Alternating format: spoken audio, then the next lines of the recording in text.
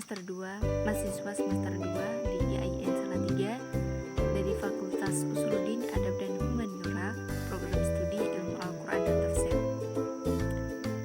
Saya di sini akan menguraikan tentang yang pertama tentang sejarah tentang filsafat Helenisme dan yang kedua sejarah tentang filsafat Neoplatonisme. Oke, kita langsung saja. Yang pertama yakni filsafat Helenisme. Apa itu filsafat Helenisme? Helenisme atau Hellenes adalah nama kuno bagi Yunani. Nama Helenisme diambil dari kata Hellenes, yakni keturunan Helen, ratu Yunani. Helenisme adalah filsafat di Yunani yang berkembang setelah wafatnya Socrates, Plato, dan Aristoteles. Helenisme bermakna Hellenizein, yakni berbicara dan berkelakuan seperti orang Yunani, atau to speak and make Greek. Kemudian Helenisme digunakan untuk sebutan bagi kebudayaan, pemikiran filsafah, cita-cita, dan cara hidup orang Yunani. Bagaimana latar belakang kelahiran Helenisme? Iskandar Agung atau Alexander the Great menaklukkan banyak wilayah, antara lain menyatukan Athena dan Sparta menjadi satu negara Macedonia. Dia pun menaklukkan negara timur seperti Asia Kecil, Syria, Mesir, Babilonia, Persia, Mesopotamia, Samarkand, dan Punyam India. Lantas mendirikan negara raksasa Ptolemei yang terpendam dari Yunani di barat sampai Pakistan di timur. Alexander Agung wafat pada usia 33 tahun. Dia hanya 10 tahun setelah dia berhasil mendirikan negara raksasa itu.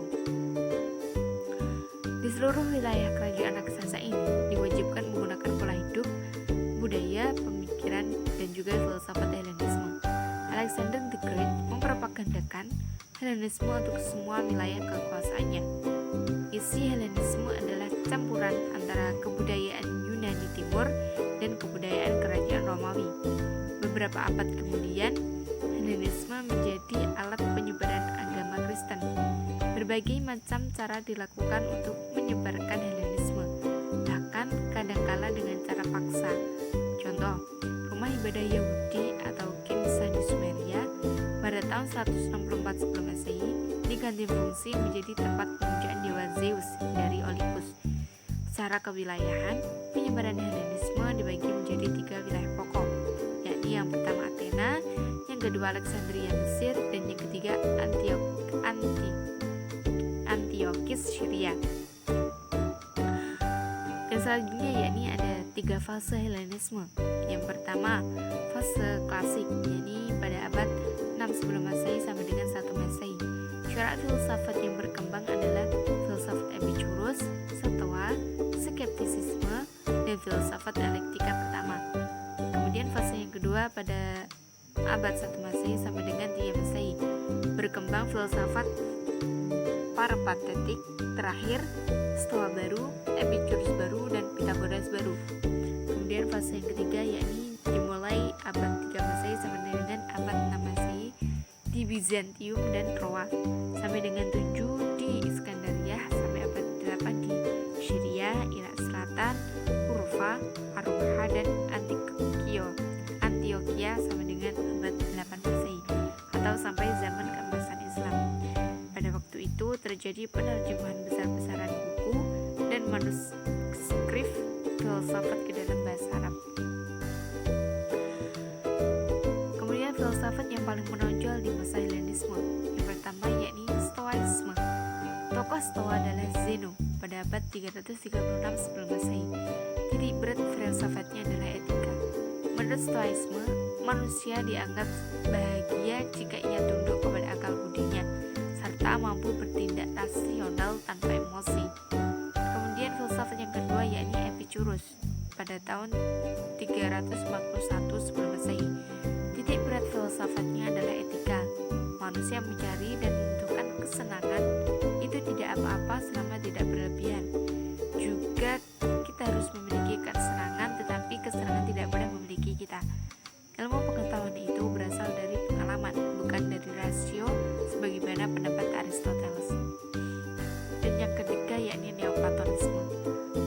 Neoplatonisme adalah ajaran filsafat Plotinus dari Mesir filsafat Plato, tetapi telah dimodifikasi di berbagai tempat dan bercampur dengan ajaran Pythagoras. Terus bagaimana Helenisme di dunia Islam? Al-Kindi mengungkapkan, dia berusaha memadukan filsafat yang bersumber kepada akal dengan agama yang bersumber kepada wahyu dan kenabian. Keesaan Tuhan selain didasarkan kepada wahyu, juga proposisi filosofis. Akal terbagi menjadi 3, yakni akal potensial, akal aktual, dan akal pasca aktual. Jiwa ada 3 macam, yakni daya nafsu dan daya pemarah dan daya berpikir. Oke, lanjut yang kedua, materi yang kedua, yakni filsafat Neoplatonisme. Apa itu filsafat Neoplatonisme? Kata Neoplatonisme berasal dari kata neo yang berarti baru. Plato yang merujuk pada seorang filsuf yang mencetuskan konsep realitas idea dalam teori filsafatnya, dan juga isme memiliki arti faham. Jadi jika dirangkai memiliki pengertian, yakni ide-ide baru yang muncul dari ide-ide filsafat yang telah dimunculkan oleh Plato. Faham ini bertujuan untuk menghidupkan kembali filsafat yang telah dikemukakan oleh Plato. Siapakah perintis filsafat Neoplatonisme? Tokoh Neoplatonisme yang dianggap representatif adalah Plotinus, murid dari Ammonius Saccas. Plotinus lahir di Lycopolis, Mesir pada tahun 204 dan meninggal di Campania pada tahun 270 Masehi. Plotinus berguru pada Saccas selama 11 tahun. Ia mempelajari filsafat Yunani sejak berusia 27 tahun, terutama karya-karya Plato. Ia datang ke Roma sekitar tahun 244 Masehi dan mengajar falsafah sekitar 25 tahun. Plotinus yang berupaya memadukan ajaran Aristoteles dan Plato, hanya saja pada praktiknya ia lebih condong pada ajaran-ajaran Plato. Aliran baru yang dirintisnya mencakup berbagai pemikiran dari berbagai negara dan menjadi pusat bagi peminat falsafah, ilmu, dan juga sastra. Kemudian pokok-pokok pemikiran Plotinus. Seluruh sistem filsafat Plotinus berkisar pada konsep kesatuan yang disebutnya dengan nama yang esa, dan semua yang ada berhasrat untuk kembali kepada yang esa. Oleh karenanya, dalam realitas seluruhnya terdapat gerakan 2 arah, yakni yang pertama, dialektika menurun atau way down al-jidal al-nazil. Dialektika menurun digunakan untuk menjelaskan wujud tertinggi dan cara keluarnya alam darinya. Kemudian yang kedua yakni dialektika menaik atau way up al-jidal al-sa'id. Dialektika menaik digunakan untuk menjelaskan soal-soal akhlak dan jiwa dengan maksud untuk menentukan kebahagiaan manusia. Kemudian yakni ada tahap-tahap wujud Neoplatonisme. Yang pertama yang esa atau Tuhan. Menurut filosofi Plotinus, alam semesta bukanlah ciptaan yang esa, melainkan limpahan dari yang esa melalui proses emanasi.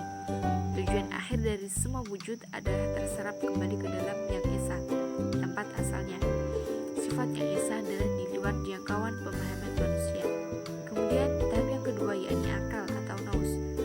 Akal keluar langsung dari yang esa dengan kedudukan sebagai asal pertama. Keesaan yang esa dari segala segi menjadi berbilang dengan akal. Sebab dengan adanya akal, maka ada lagi yang menjadi objek pemikiran atau ma'kul. Kemudian tahap yang ketiga yakni jiwa atau psike.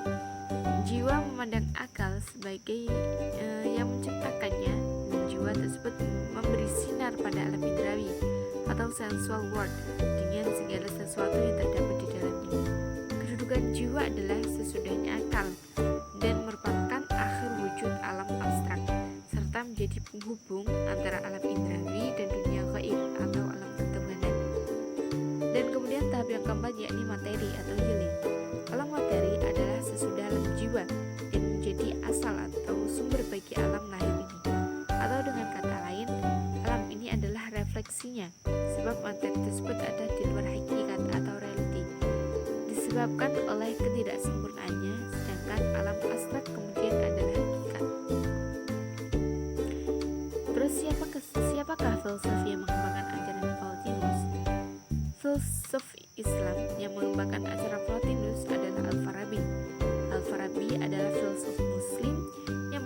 sekali mengembangkan sistem pemikiran filosofis yang komprehensif. Para ahli pun memberikan pujian yang setinggi-tingginya kepada Al-Farabi sebagai ahli logika yang masyhur. Karya-karyanya lebih banyak